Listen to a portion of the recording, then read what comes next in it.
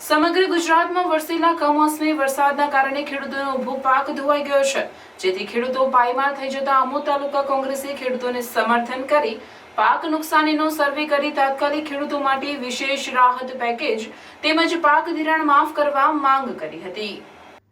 ભરૂચ જિલ્લા કોંગ્રેસ પ્રમુખ રાજેન્દ્રસિંહ રણાના અધ્યક્ષસ્થાને આમોદ તાલુકા કોંગ્રેસ પ્રમુખ નરેન્દ્ર પટેલ ઉર્ફે કાજી સહિત કોંગ્રેસી કાર્યકરોએ આમોદ મામલતદાર કચેરી પાસે ધરણા પ્રદર્શન કર્યું હતું, પરંતુ તંત્રએ ધરણા કરવાની પરવાનગી નહીં આપતા પોલીસે ધરણા પ્રદર્શન નિષ્ફળ બનાવી કોંગ્રેસી કાર્યકરોની અટકાયત કરી હતી।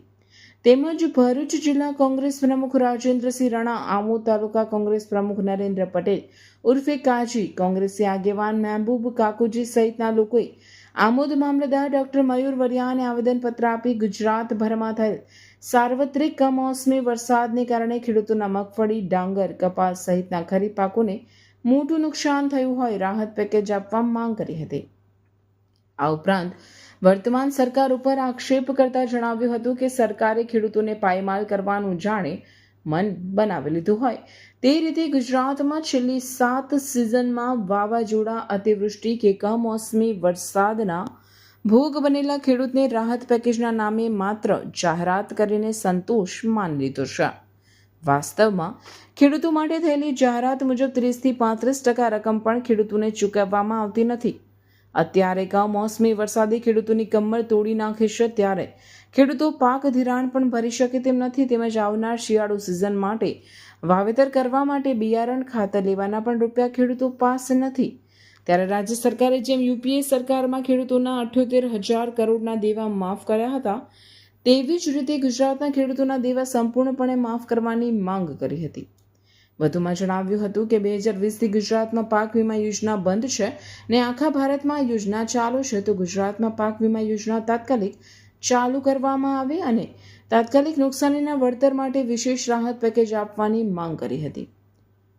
આમોદ તાલુકા કોંગ્રેસ પ્રમુખ નરેન્દ્ર પટેલ ઉર્ફે કાજીએ જણાવ્યું હતું કે જો ચાલુ સાલનું ખેડૂતોનું પાક ધિરાણ માફ નહીં કરવામાં આવે તો ખેડૂતો સાથે મામલતદાર કચેરીનો ઘેરાવ કરવામાં આવશે તેવું કહ્યું હતું।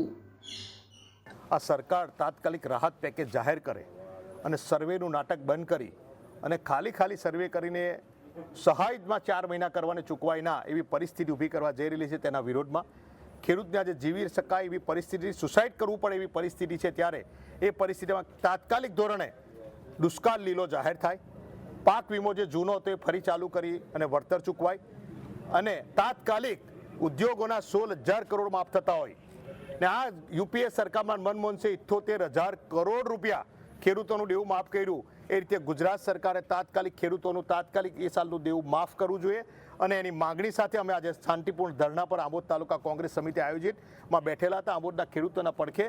ત્યારે આજે અમને સરકાર દ્વારા પોલીસનો ઉપયોગ કરી અમને શાંતિપૂર્ણ ધરણા પણ કરવા ના દીધા અને સરકાર સાથે રહી અને આ સરકાર એક ખેલ કરી રહી છે।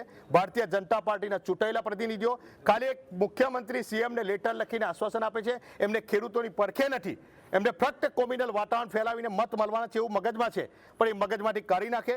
જો આ સહાય નહીં ચૂકવાય, લીઝો દુષ્કાળ જાહેર નહીં થાય, રાહત પેકેજ જો ડિક્લેર ગુજરાત સરકાર નહીં કરે તો મને વિશ્વાસ છે ખેડૂતો સાથે કે આ એક પણ એમએલએ કે એમપી બીજેપીનો ઘરમાં જીવી શકે એવી પરિસ્થિતિ પણ નહીં રહે।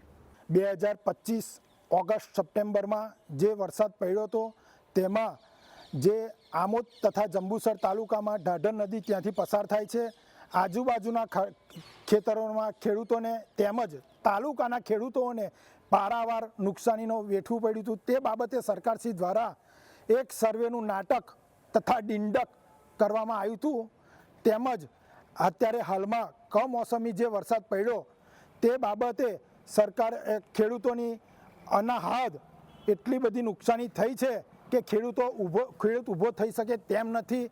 એ બાબતે આજે અમે ધરણા પ્રદર્શન કર્યું છે।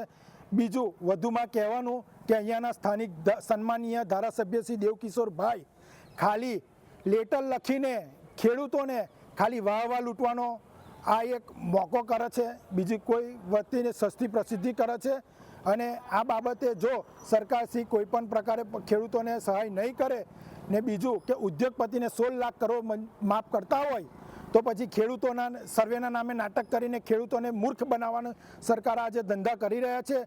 તેની સામે આગામી દિવસોમાં જો ખેડૂતોનું ચાલુ સાલનું પાક ધિરાણ માફ કરવામાં નહીં આવે તો અમે આગામી દિવસોમાં મામલતદાર કચેરી ખેડૂતોથી ટ્રેક્ટરો લઈને ઘેરીશું એવી અમે ચીમકી આપીએ છીએ.